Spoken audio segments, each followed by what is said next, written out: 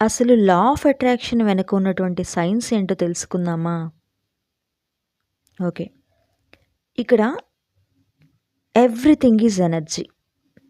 Quantum physics పరంగా చూస్తే ప్రతిదీ కూడా ఎనర్జీనే. ఈ ప్రపంచంలో ఉన్న ప్రతి వస్తువు, ఈవెన్ మన ఆలోచనలు కూడా ఒక ఎనర్జీని కలిగి ఉంటాయి. క్వాంటమ్ ఫిజిక్స్ ప్రకారం ఎనర్జీనే అట్రాక్ట్ చేస్తుంది. అంటే నెగటివ్ ఎనర్జీ ఉంటే దాని నెగటివ్ ఎనర్జీ అట్రాక్ట్ చేస్తుంది. పాజిటివ్ ఎనర్జీ అట్రాక్ట్ చేస్తుంది. అంటే మనం ఏ ఫీలింగ్లో ఉంటామో ఆ ఫీలింగ్కి మ్యాచ్ అయ్యే సిచ్యువేషన్స్ మన వైపు వస్తాయి. అర్థమవుతుందా? ఎలాంటి ఫీలింగ్లో ఉంటామో అలా దానికి సంబంధించిన మ్యాచ్ అయ్యే సిచ్యువేషన్సే మన లైఫ్లో మనం చూస్తాము. ఇక్కడ మన థాట్స్ ఒక ఫ్రీక్వెన్సీని కలిగి ఉంటాయి. ప్రతి ఆలోచన ఒక ఫ్రీక్వెన్సీని విడుదల చేసిద్ది. ఆ ఫ్రీక్వెన్సీ సేమ్ అదే తరహాలో ఉన్న ఎనర్జీని యూనివర్స్ నుంచి తిరిగి మనకి పంపిస్తుంది. ఇప్పుడు పాజిటివ్ ఫ్రీక్వెన్సీ ఉంటే గుడ్ ఈవెంట్స్ జరుగుతాయి మన లైఫ్లో. నెగటివ్ ఫ్రీక్వెన్సీలో ఉన్నామనుకో problems, delays, money problems, health issues ఇలాంటివన్నిటిని మన లైఫ్లో మనం చూస్తూ ఉంటాం.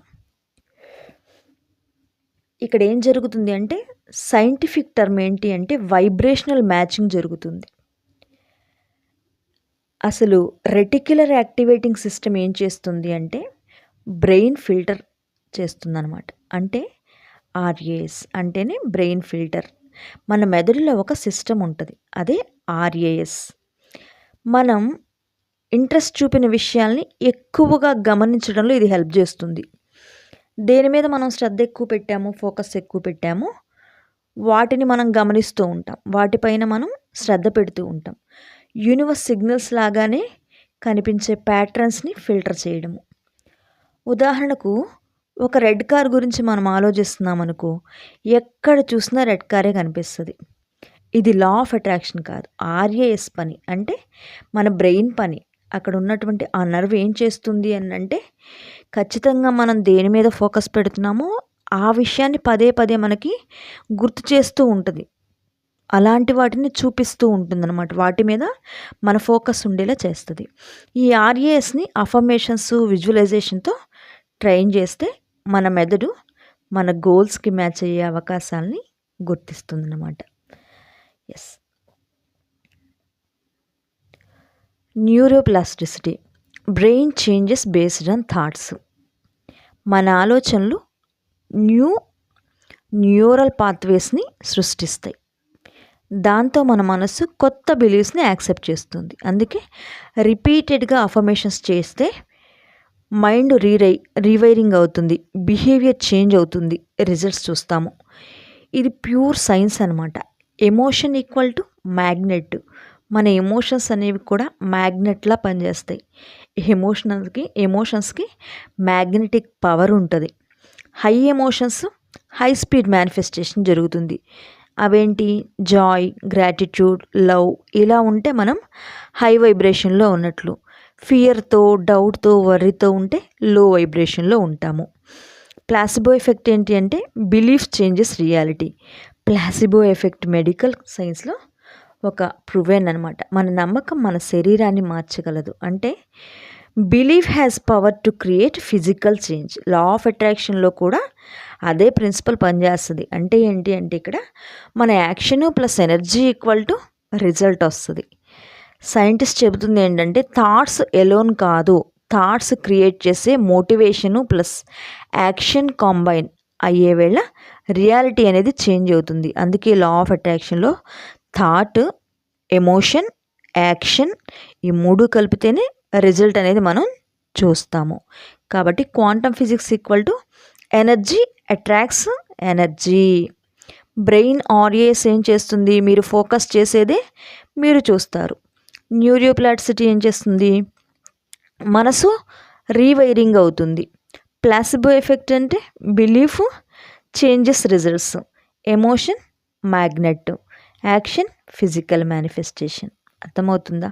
కాబట్టి మీరేం చేయాలి అంటే మీ కోరిక పైన ఫోకస్ చేయాలి, డౌట్స్ పైన కాదు.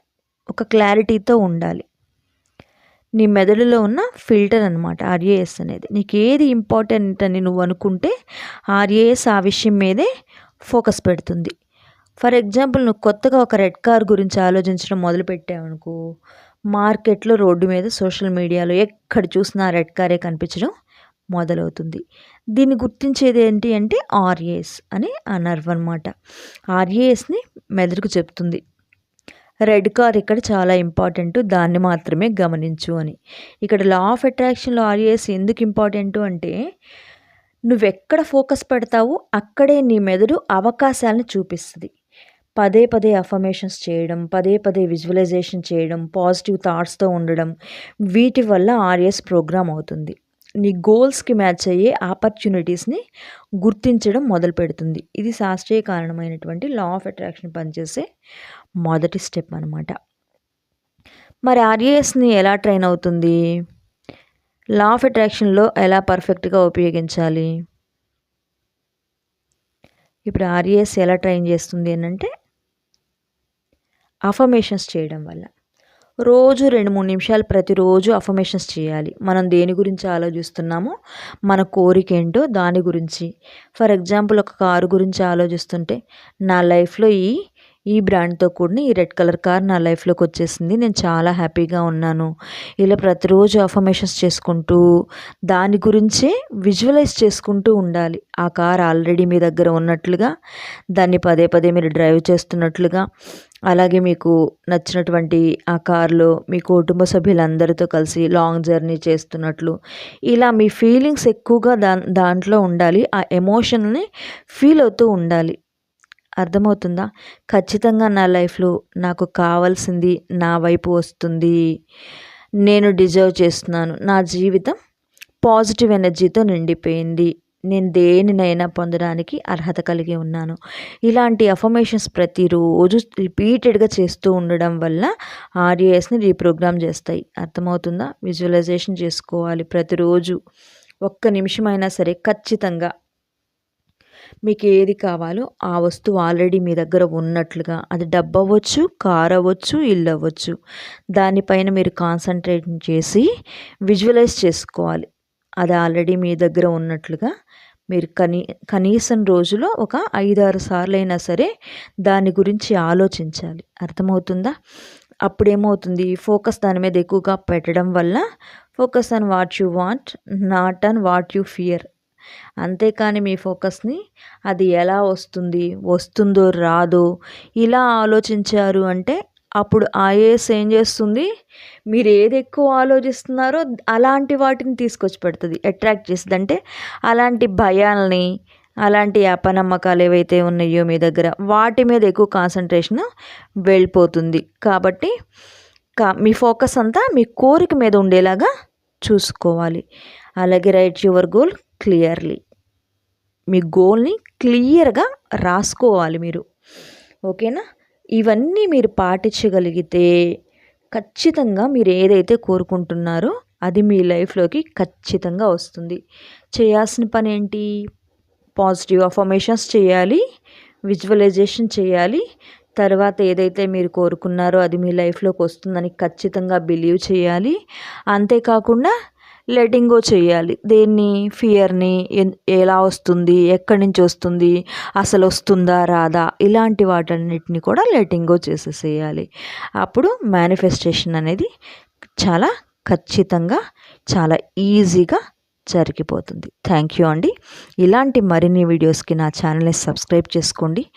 మీ లైఫ్లో ఏదైనా గోల్ ఉంటే, ఖచ్చితంగా వాటిని తీర్చుకోవాలి అని మీకు ఉంటే, మీ కోరిక బలంగా ఉంటే ఖచ్చితంగా ఈ మంత్ 25th నుంచి 2nd బ్యాచ్ స్టార్ట్ అవుతుంది. మీరు ఖచ్చితంగా మీ కోరికని, మీ గోల్ని రీచ్ అవ్వాలి అనుకుంటే ఈ సెషన్లో హ్యాపీగా జాయిన్ అవ్వచ్చు. కింద స్క్రోల్ అవుతున్న నెంబర్కి ఇప్పుడే రిజిస్టర్ అవ్వండి. Thank you so much.